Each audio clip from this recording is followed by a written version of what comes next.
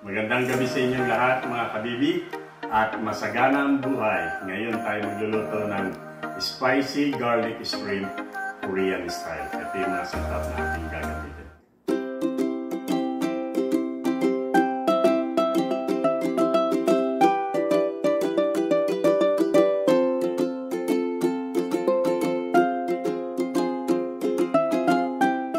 So yan mga kabibi, ito yung shrimp na ating gagamitin. I think this is about 2.5 pounds.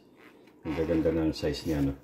So malinis na to. So tapos gagamit tayo ng onion. So ginawa lang natin dito na hiwa yun, hindi parang panggisa, no? So it's good. Tapos nag-mince garlic tayo. Kasi nga yan ang magiging parang flavor ng atin na shrimp, no? Tapos, meron tayo ditong onion green. Ayan, yung onion leaves. Ready na rin siya. At ito ang panggigisa natin, butter. Okay. At lagyan natin siya ng konting mantika kung kailangan. Or kailangan natin ng paminta. At asin. Chicken powder para lalong sumarap ang ating shrimp. Tapos kung gusto natin ng medyo maanghang, lalagyan natin siya ng, sorry mga kabibi, sriracha. Yan, hot chili. Ang pinakang flavor niyan ay itong gochujang hot pepper paste. Yan, na mabibili nyo ito sa Korean. Ito siya. So, ang gagawin ko lang dito mga kabibi ay lagyan na natin siya ng konti. Ano? Konti lang ng sriracha para ready na siya pagkain. Yan, minixan lang natin siya ng konti at haluin lang natin. Kita niya na. So, mabibili niya sa Korean groceries o kahit sa Chinese groceries. Yan. Anyway, mag-umpisa na tayo na mag-gisa. So, yan mga kabibi, ito yung gagamitin natin na pang-gisa, pang-butter. Kasi yung butter, nagbibigay siya ng lasa lalo sa shrimp, no?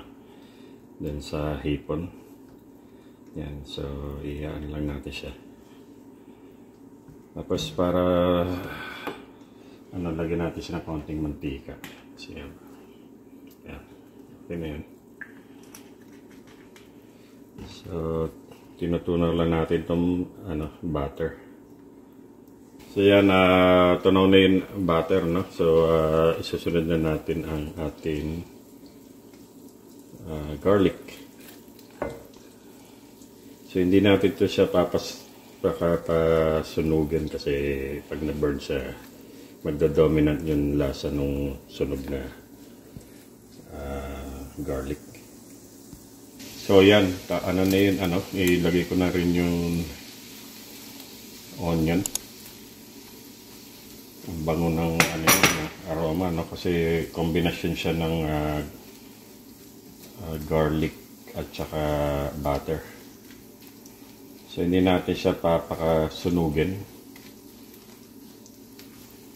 Kasi maganda yung makita rin yung texture ng ating shrimp. Oh, I mean onion. Dun sa shrimp. Ayan, sa tingin ko ready na to. So yan mga kabibi, lagyan lang natin tong shrimp or hipon. Ang ganda ng size niya, no? So nabili natin ito sa Costco. Fresh siya. So bigyan niya lang siya ng konting halo. Ang gagawin lang natin dito, papaplain lang natin yung shrimp. Hindi natin siya i-overcook kasi pag na-overcook ang shrimp, kukunat siya, no? Magra-rubberize yung mga matigas. So para yung juiciness niya nandun. So yan mga kabibi, ang kulay na ng hipon ay orange na siya, no? So that means tender na yan, no? Masarap na. So ang ginawa natin binaliktad lang natin yung mga hipon na para yung both sides siya maluluto, ano?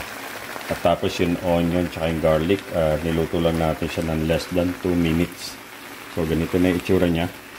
So ang gagawin na natin dito mga kabibi ay ilalagay na natin ang Korean hot pepper paste. Gochujang gochujang. Yan. Sa Korean, ano to na. Yan, pagdating natin. Bibili nyo to sa Korean groceries. Kahit sa Chinese meron din. So, hindi mahirap siya hanapin.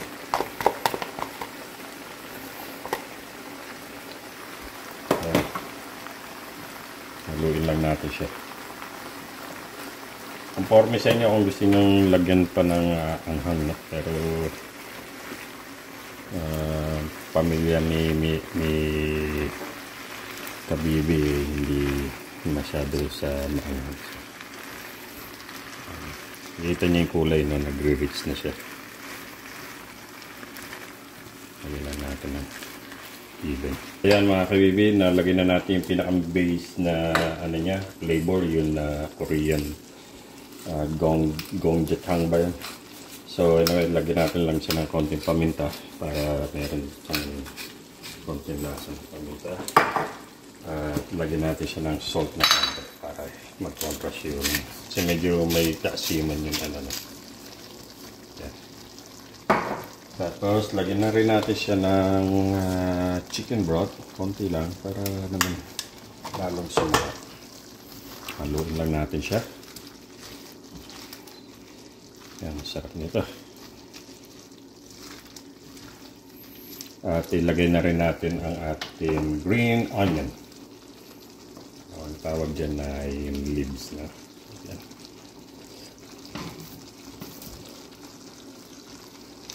Okay, haluin lang natin siya ng konti.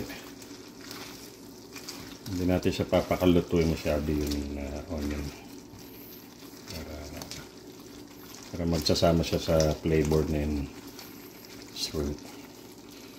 So yan, I think tapos na ang atin pagluluto ng napakasarap na spicy garlic shrimp Korean style.